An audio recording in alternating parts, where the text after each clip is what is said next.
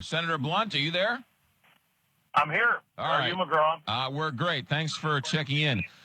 Before we talk about some of the fluff, let me get to the hardest hitting question first. Do you have a thought on Tom Brady and Deflategate? No. Okay. I did see a number of opinions on that yesterday, and I decided I would not take my time to have one. Once again, I did like, the comment that one of the guys on the other side made, however, after that game is they would have beat us if they were throwing a bar of soap. Was sort of the unfortunate thing about Deflategate, and really a great team with a great season that had a great game that probably had nothing to do with how much air was in the football. But the rules are the rules, and I have no idea what happened. I don't know what the NFL really has in their report, but it's. I've decided to try my best not to have an opinion about that. One of the rare times, Senator, you've ducked the tough question, so we'll let you pass this time. Yes, it is. Indeed. All right, let's get to what's this FCC bill that you're a part of? What's going on there? Well, I'm interested in a number of things the FCC is doing. It seems to me they're way out of control right now in a number of areas. But one particular thing that I introduced some legislation just this week, bipartisan legislation. It allows stations that the FCC said could have a joint sales agreement to continue to do what the FCC said they could do and make probably a number of purchasing decisions, remodeling decisions, hiring decisions. It's a particularly big deal for small stations, small markets, where you have more than one station in the market, or minority ownership where you're trying to get a small, still affordable station to where it really is a player in the market. So what the FCC said several years ago was, if we approve this in some markets, we'll let you share some services so that more than one station shares the same overhead for maybe sales as a joint sales agreement would allow. And then suddenly last year the FCC said, not only are we never going to do that again, but we're going to remove that ability from these stations that we have previously told they could do that and made business decisions on that. This is just a case where the government needs to do what the government said it was going to do, particularly as it relates to businesses that might otherwise not be able to survive if the rules change. I don't have to tell you that media technology is moving at warp speed. And so how long before this bill gets signed, passed, and enacted? Is it going to be too late for some of these stations with them trying to survive?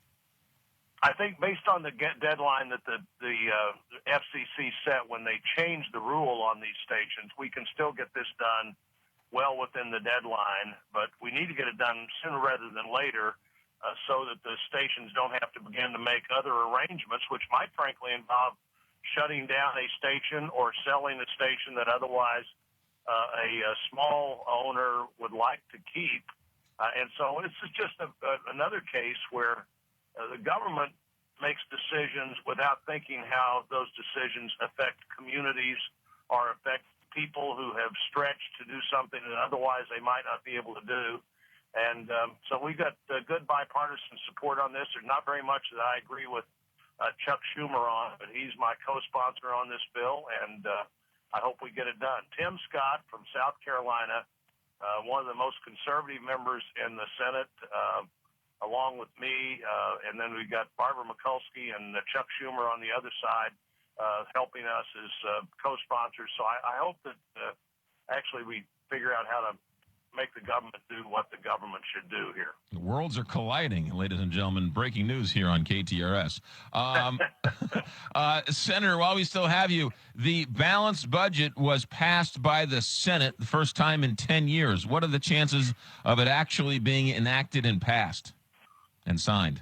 Well, the Senate and the House now have agreed on a unified budget, which is really critical if you're going to do the rest of the business of the government in a public way. That unified budget's meaningful because this is the first time the House and Senate have actually agreed on the budget, and one of the few times the Senate's even voted on having a budget since Obama became president. 2009, The first year Obama was president was the last year this system worked anywhere close to what the law requires. And so we're back with the new Republican House and Senate to a unified budget. It's the first budget since 2001 that would balance in 10 years. And now we have to fight to continue to try to do what we can to maintain that path to getting back to having the kind of spending reforms we need so that the budget balances, but we continue to defend the country and do things that the federal government is the only place that can happen. Senator, the cynic in me says you pass the balanced budget to make the president look bad, and if the Republicans were in charge of the White House, the budget would look very different. Well, you know, the last time we passed a balanced budget, President Bush was president, and that we have to get back to a balanced budget, and that involves looking at the entitlement programs, being sure that they still survive for young workers and young taxpayers who are paying into those programs today. We've just got to get committed to do the right thing, even if it's not easy to do. And an example of that, McGraw, we had this thing for a decade. Every year was called the doc fix because several years ago the Congress voted we were going to pay for some things in health care by never giving doctors and Medicare an increase. I voted against that. I thought that was an unreasonable thing to do. There were a couple of other problems I thought in that bill. Only about 70 people in the House voted against that bill when it happened. But for 10 years, 18 times, the Congress says, well, we really shouldn't do that. Let's figure out a way to not do that one more time. And this new Congress said, all right, enough of the phony deals. Let's just admit that was a mistake, eliminate that, and move on.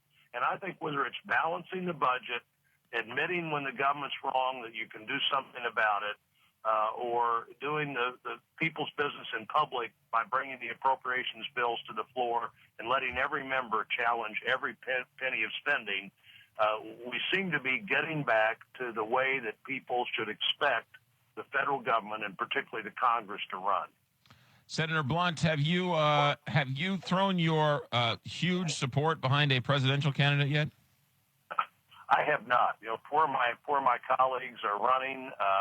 I have often engaged pretty early in this process, but I think this time I'm going to see what happens. I do think the debate on the Republican side is going to be pretty interesting, and there's a lot of talent on our side, and the younger candidates are on our side. All that good as we enter the last year and a half of the Obama presidency.